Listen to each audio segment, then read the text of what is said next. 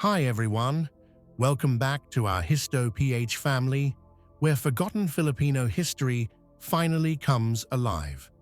Today, we're diving deep into Mesopotamia-built civilization. The Philippines ruled the world's gold, a story that rewrites everything we thought we knew about our beginnings. While historians worship Mesopotamia as the cradle of civilization, there's a mind-blowing truth they don't want you to know.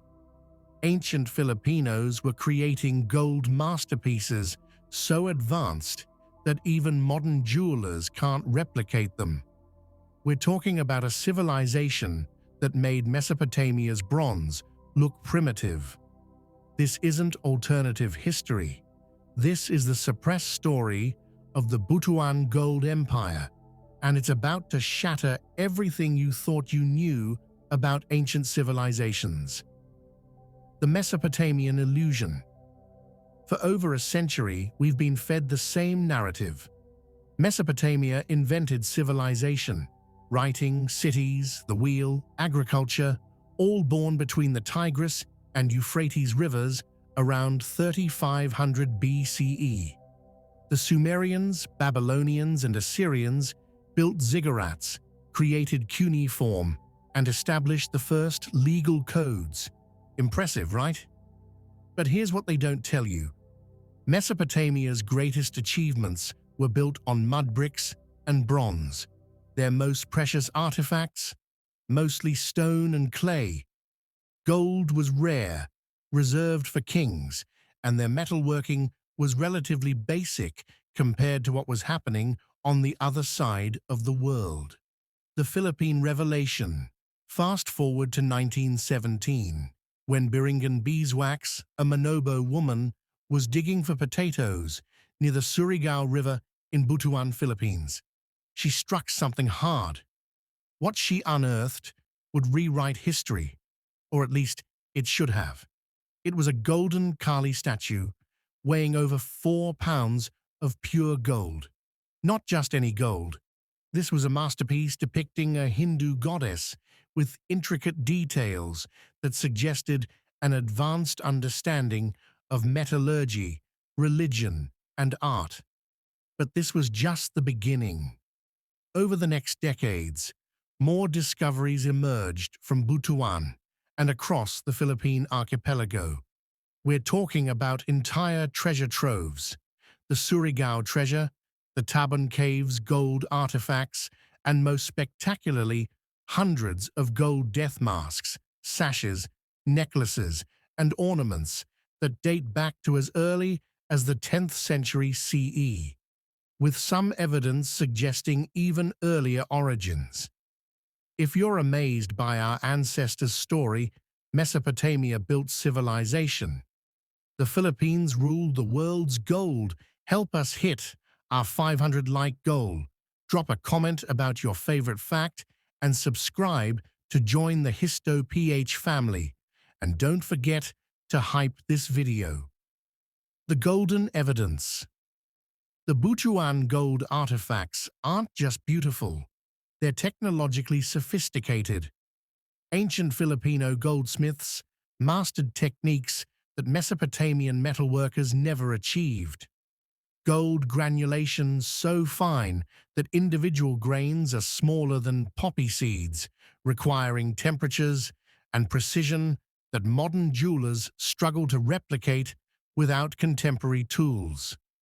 These artisans created seamless joints in gold without visible solder marks, a technique called diffusion bonding that wasn't understood by Western science until the 20th century. The famous Agusan gold image, that 4-pound statue, is 99.9% pure gold. The Mesopotamians were still mixing their gold with copper to make it workable. The Filipinos had already perfected purification techniques, but it gets crazier. In 1989, archaeologists discovered the Lina Shoal junk, a shipwreck off Palawan, containing thousands of gold artifacts and trade goods. The ship dated to around 1500 CE, but the gold working techniques showed continuity with much earlier traditions. This wasn't a flash of brilliance. This was a sustained civilization of gold mastery. The scale is insane. Mesopotamia had gold, sure. The royal tombs of Ur contained impressive golden artifacts, but compare the scale. Mesopotamian gold artifacts are counted in dozens for their entire civilization spanning millennia. The Philippines? We're talking about thousands of pieces, and that's just what's been discovered.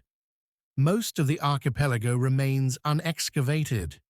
The gold death masks alone number in the hundreds. These weren't crude beaten sheets. They were carefully sculpted to fit individual faces, with features preserved in stunning detail. Some had movable parts, articulated jaws, and embedded semi-precious stones for eyes. Here's the kicker. While Mesopotamian gold was concentrated in royal tombs, Philippine gold artifacts are found across social classes. Commoners wore gold. Children were buried with gold. This suggests a level of wealth and metallurgical productivity that makes Mesopotamia look economically primitive. The maritime superpower. Why don't we hear about this? Because the narrative doesn't fit. Mesopotamia fits the river valley civilization model we're comfortable with. But the Philippines represents something else entirely.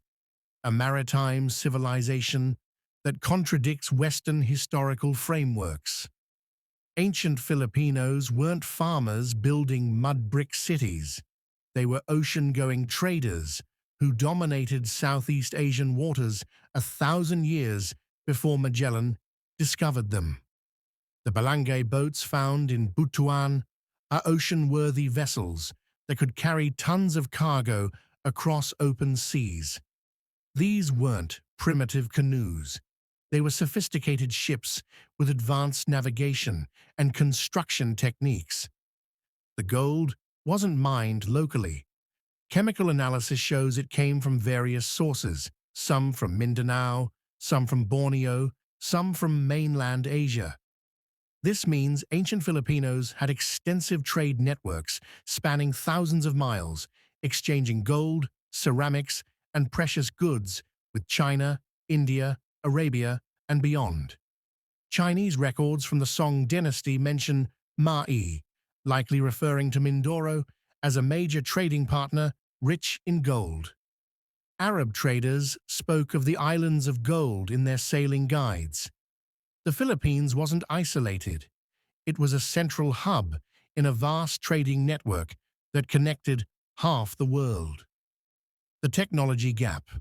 Let's talk specifics. Mesopotamian metalworking peaked with bronze casting and basic gold hammering. They created beautiful objects, no doubt, but their techniques were relatively straightforward. Philippine goldsmiths mastered lost wax casting with such precision they could create hollow gold objects with wall thickness less than a millimeter. They used filigree work so delicate it looks like golden lace. They created chains with links so small you'd need a magnifying glass to appreciate the craftsmanship. The gold sashes found in burial sites feature designs that required hundreds of hours of work. Geometric patterns, nature motifs, and religious symbols executed with machine-like precision. No templates, no industrial tools, just hands and eyes and generational knowledge. And here's something that blows minds. Chemical analysis of some artifacts shows the gold was purified using techniques that wouldn't be discovered by European science until the modern era. They somehow separated gold from other metals to 99% plus purity without modern chemistry. The cultural sophistication. The gold tells another story too, one of cultural complexity that rivals or exceeds Mesopotamia. The Hindu and Buddhist iconography on many pieces shows these weren't isolated tribes, but participants in the great religious and philosophical movements of Asia. The Agusan image depicts Tara, a Buddhist Hindu goddess, with iconographic details that match traditions from India and Tibet. This means ancient Filipinos weren't just copying foreign designs, they understood the religious symbolism and adapted it to their own context.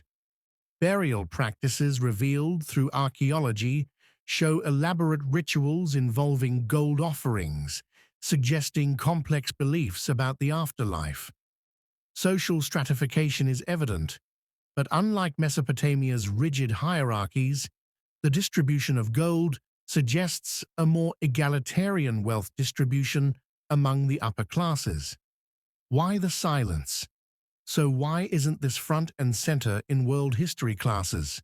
Why do we still worship Mesopotamia as civilization's birthplace, while ignoring this maritime gold empire? Colonial bias. When the Spanish arrived in the 16th century, they found Filipinos wearing more gold than Spanish nobility. But rather than recognize an advanced civilization, they saw primitives who happened to have gold. The narrative had to fit colonialism. Europeans were bringing civilization to savages, not encountering equals or superiors. Archaeological bias. Western archaeology focused on the Mediterranean and Middle East for centuries. Southeast Asia was an afterthought. Even today, funding and attention flow to sites that confirm existing narratives. A gold civilization in the Philippines disrupts the story. Historical frameworks. Our civilization models are built on Mesopotamian templates, river valleys, agriculture, cities, writing. Maritime civilizations don't fit. They're harder to excavate. Their achievements harder to measure. No ziggurats, no clay tablets, just gold and boats and ocean networks. The bigger picture. Here's what this really means. Human civilization wasn't a single-point origin spreading from Mesopotamia. It was multiple parallel developments, with different environments producing different solutions. The Philippines proves that maritime cultures could achieve technological and artistic heights equal to or exceeding agricultural river valley civilizations.